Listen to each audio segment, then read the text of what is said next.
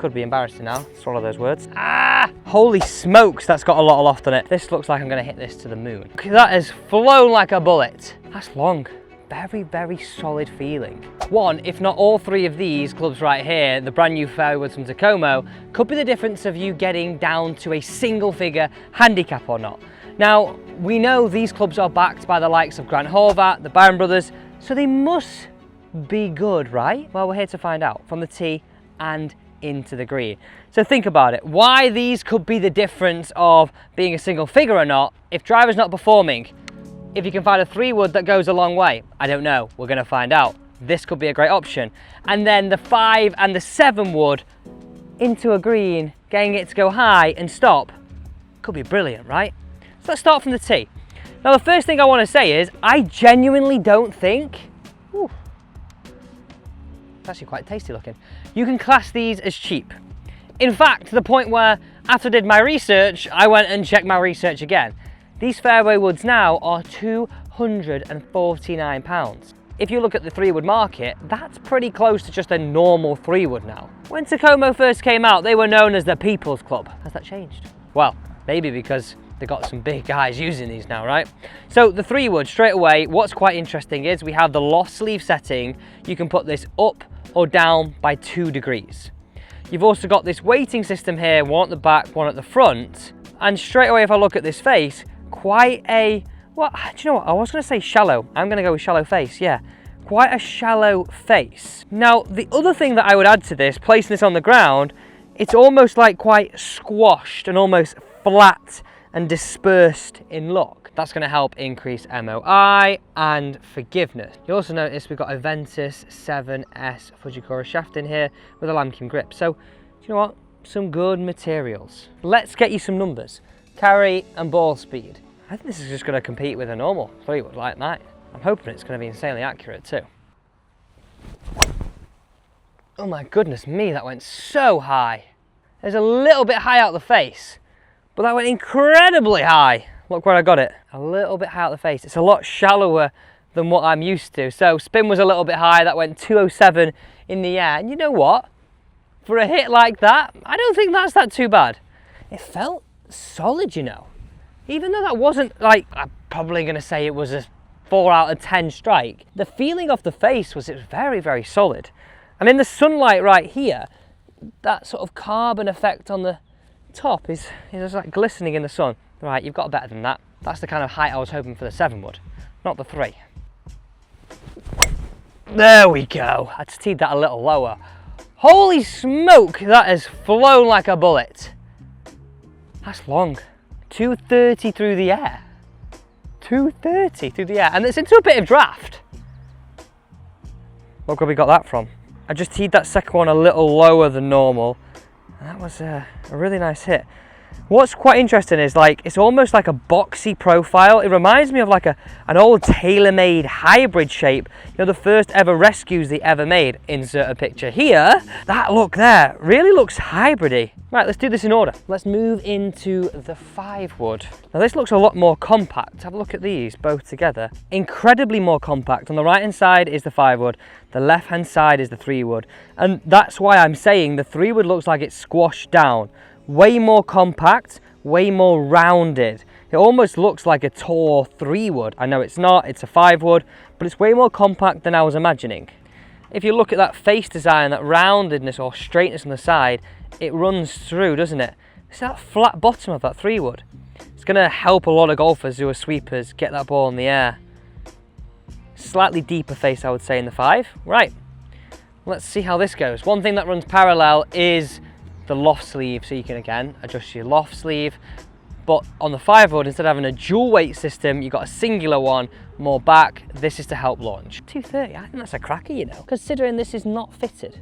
It's just, I've just got these out of the box and straight on a shot. Right, I usually hit 5-woods further than 3-woods, so let's see. Don't know why. Just like the launch and spin just seems to suit me more. Well, let's see. Could be embarrassing now, swallow those words. Oh, that's gone very high. Got very easy to launch, and the wind's got hold of that. Left side of fairway, semi-rough potentially. That was smoked. 209. Very, very windy. Yeah, I'm going to eat my words there. Here's me going, I usually hit 5-wood further than 3-wood. Look where we got that. A nice hit. I'm going to hit another one there. I think the wind just got us a little bit out. One thing that I'd say is putting that down, again, you have that solid feeling. I think this is going to come into its own off the deck, but let's hit another one from the tee, because there is sometimes, I think, potentially if you're a person who doesn't hit it as far, having this as an option on long par 3s could mean we hit more greens, still have stopping power, and get to that single figure mark. That felt like I had great stopping power. There we go. That was smoked. That wind's got hold of it. It's going to finish in the left semi. 215. Still a great hit into that draft. Genuinely, I'm impressed with that. Feels solid. Really good looking club. I feel like this is a club I can draw very easily. Part of that is the fact that the loft, and maybe I would fiddle around with the loft settings to stop that happening too much, but yeah, impressed. Now, the final one in the lineup, the 7-wood. Holy smokes, that's got a lot of loft on it. This looks like I'm going to hit this to the moon. Can you see the difference in the heads here? Look at that. It goes from very, very squashed, dispersed MOI to a little bit smaller in the 5-wood, to then even smaller in the 7-wood. It's almost like that Cleveland high wood is how I describe that. A combination of a hybrid and a fairway wood. Yeah, I feel like that's going to launch really easily. And there's a little bit more, to me, feels more offset there. So this is probably going to go a little bit higher left. We'll only hit one from the tee, but around 230 for the 3-wood, about 215, 220, I think, taking out the wind there with the 5-wood. Let's see what this goes from the tee. All right, this feels like it's going to go high. Look how much I can draw this so easily. Now, I'm not saying that's going to be the same for everybody. It's the look. I just feel like I'm going to draw it. 206 through the air though. Very, very solid feeling. Like, genuinely, I use a Titleist 3-wood, and this is a bold statement, but from the tee, it feels incredibly similar. Compact in the shorter ones, a little bit more dispersed, not quite my favourite look with that 3-wood, but I'm very, very impressed with this. Now, the things we've got to look at here is a lot of golfers, as I said, if we're going to get to scratch, or if we're going to get to single figures, are going to be using this on their approach shots. So let's hit one with a 3-wood, one with a 5-wood, one with a 7-wood, all from the yardages I think I would hit them, as if they're going to try and hold the green. And let's see if they do hold the green. This is some genuine, real, pretty much unedited testing of these clubs. When I say pretty much unedited, you don't want to hear me yapping in between driving the buggy. This is prime. Semi-rough, 235 away, par 5. Can we get there in 2? It's into the wind, it's a big ask, but I want to see if we can do it. The other thing to add, I actually think the head covers have improved. I like this sock, traditional style look. Now, the other things that are parallel from the driver is this sort of flash of orange. Now, when I tested the driver, I said this made it look a little bit cheaper, and I still believe that. I think if we got rid of that, it would look way better. Like, I get it. So, what colour would you want it? Just black. But then you can see it. Exactly. Just more stealth looking, like just like minimalistic. I get it. From down behind, the orange is a little flash. Right. 230 away. That wind's dropped. Let's see if we can start at that tower on the right and just draw her in. Oh, I've started a bit too far right. It's coming back onto the clock tower now. I think distance-wise though, that's going to be around pin high. We'll see when we go up there. I like that flight. And through the turf, it really did feel like it was just brushing and bruising. It's that really squashed down, flat profile, and this edge here, as I said when we were testing it from the tee, just looks so much like a hybrid. Right, I want to take a few steps further forward. I think quite a few actually. I think around the 215 mark, so another 15 yards further up, 20 yards to hit the 5-wood. I've got 2 balls. It's 220 to the flag. The flag looks like it's middle-ish, so I'm going to hit 5-wood and 7-wood from the same spot. I'm going to go both out the semi because I think this is where most of us are going to be using this.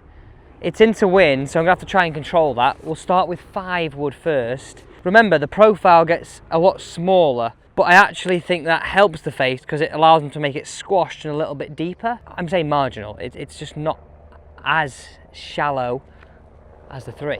Excuse the delay. James Bond's just arrived in his helicopter. You would not catch me in one of them. How windy it is. Anyway, on a further note, Let's see how this launches. This is the 5 wood, 215. I'm gonna say to the middle. This just needs a nice one. Doesn't need to hit hard. But what I'm interested in is, does it give me stopping power, this club? It's a cracking shot, this. Left side, the fringe. Let's see when we get up there. That was it, nice. It came out a little bit lower, didn't it, than it did off the tee. To be expected. Off the tee, I feel like I launched it a little high there, I did. But I like that flight. 7 wood now, really compact.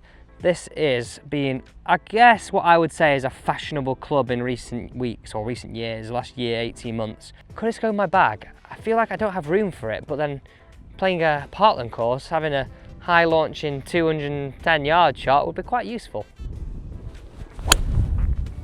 Look how high that's gone. I lost that in the air, but I think it's similar line to the 5. Yeah, left side of the green. I literally think you can throw a blanket over those two. I think they've gone very similar distances.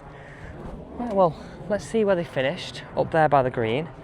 And what I'm interested in is, where did they pitch and where have they finished? Because if we want these and they're going to help us get our handicap lower, we want them to have stopping power when we're coming from the fairway. Not necessarily the 3 wood, I think we want that chasing a little more. But definitely the 7 wood and a little bit less of the 5. Right, anyway, let's pop up there and have a look. Here's the 3 wood. Finished perfectly pin high. Now both of these are either the 5, I was just, this is the 7 wood, and this is the 5 wood. Not too much in it, but if you looked roughly how far they should have got into that wind and then where they finished, and the height they came in at, I think they got stopping power. I'm mightily impressed with those fairway woods. I think for the price point, they do exactly what they should do.